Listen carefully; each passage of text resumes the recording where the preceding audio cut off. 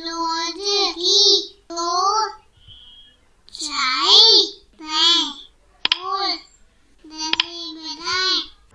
दोस्तों, तो कैसे हैं आप सब। आज मैं लाई हूँ एक नया मजेदार क्रियाकलाप जो कि लिया गया है आपकी पुस्तक रिमझिम कक्षा 4 NCERT के पाठ कौन से।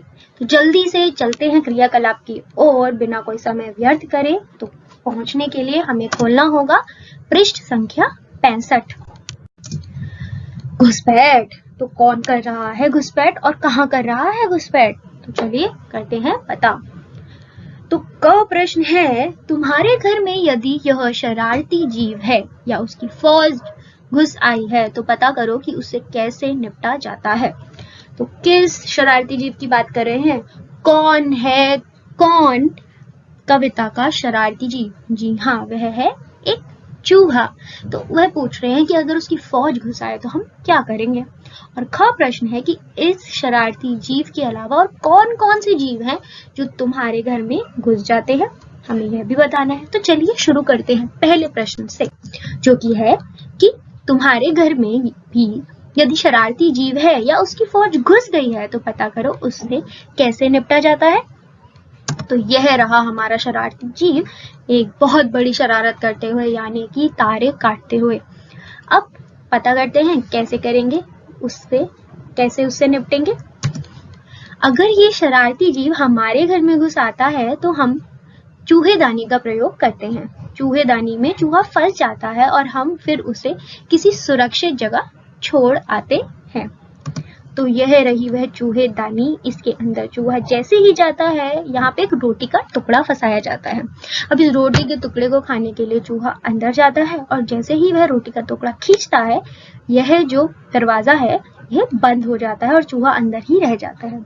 अब आप इसे आराम से उठाकर किसी भी ऐसी जगह इस चूहे को छोड़ आ सकते हैं जो कि सुरक्षित हो चूहे के लिए। तो इससे चूहे को कोई हानि भी नहीं पहुंचती और वह बहुत ही आसानी से आपके घरों से निकल भी जाता है। तो मैं तो यही चाहूंगी कि सारे लोग ऐसे ही चूहेदानी का प्रयोग करें। फिर आते हैं ख प्रश्न पर, जो कि है इस शरारती जीव के अलावा और कौन कौन से जीव तुम्हारे घर में घुस जाते हैं। तो चलिए लिखते हैं इसका उत्तर।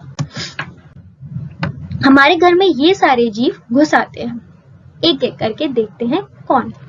पहला है मकड़ी। जी हाँ, मकड़ियाँ हमारे घर में हमारे साथ बड़े ही आराम से रहती हैं। किसी भी कोने में जहाँ पर सूरज की रोशनी आना मुमकिन नहीं है या फिर बहुत कम आती है, वहाँ पे मकड़ियों का मिलना और उनके जालों का मिलना बहुत ही ज्यादा मुमकिन है। दूसरा जीव जो हमारे घर में घुस आता है और रहने लगता है हमसे आज्ञा लिए बिना, वह है दीमक। जी हाँ, दीमक। और ये बड़ा ही खतरनाक जीव है क्योंकि यह क्या करता है, यह लकड़ी खाता है और हमारे घर के लकड़ी के सामानों को बर्बाद कर सकता है। फिर आता है यह जीव जो कि है कान खजूरा। क्या है, कान खजूरा। जी हाँ, जितना ये खतरनाक दिख रहा है उतना होता भी है। गलती से किसी के कान में घुस जाए तो बड़ा ही आतंक मचा देता है। तो यह भी हमारे घर में बिन बुलाए पहुंच जाता है। बारिश के समय में यह सबसे ज्यादा पाया जाता है। फिर आते हैं घोंगा। घोंगा, घोंगा क्या है, यह भी जहाँ पे ज्यादा पानी होता है, ये जब बारिश होती है तब ये बाहर आ जाते हैं। फिर आते हैं अगले जीव पर, जो कि है छिपकली। जो कि है छिपकली। गर्मियों के समय में छिपकलियां हमारी दीवारों पर बड़ी ही शान से रहती हैं। तो छिपकलियां हमें देखने को मिलती हैं गर्मियों के समय में। फिर आते हैं इस जीव पर, जो कि है मच्छर। और यह तो बड़ा ही परेशान करते हैं, कभी कहीं काट जाते हैं और कभी कहीं, और इनसे कई बीमारियां जैसे डेंगू, मलेरिया, यह सब भी होता है, मच्छर। फिर आता है कॉकरोच। कॉकरोच कई बार हमारे रसोई घर या हमारे घरों में हो जाते हैं। ये जहाँ गंदगी होती है वहां पर बहुत ही आसानी से पनप उठते हैं और इनका हटना बड़ा ही मुश्किल हो जाता है।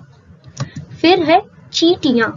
चींटियां, जी हाँ, ये छोटी सी प्यारी सी दिखने वाली चींटियां। तो यह भी हमारे घरों में जहाँ पे पेड़ पौधे होते हैं, जैसे कि बालकनी या छत या आंगन, वहां पर बड़ी ही आसानी से मिल जाती हैं। फिर आखिर में जो मैंने लिखी है जीव, उनका नाम है मक्खियाँ। जी हाँ, मक्खियाँ। यह है मक्खी जो कि हमारे घर में आती रहती है और जाती रहती है। तो यह है वह सारे जीव जो हमारे घर में घुस आते हैं और कईयों का फिर निकलना बड़ा ही मुश्किल हो जाता है। अब आप अपने घर में आराम से बैठकर देखिए कि आजकल आपके घर में कौन सा जीव घुस आया है या कोई भी जीव नहीं है, मुझे जरूर बताइएगा। तो चलिए मिलते हैं अगली बार एक नई कहानी, कविता या क्रियाकलाप लेकर।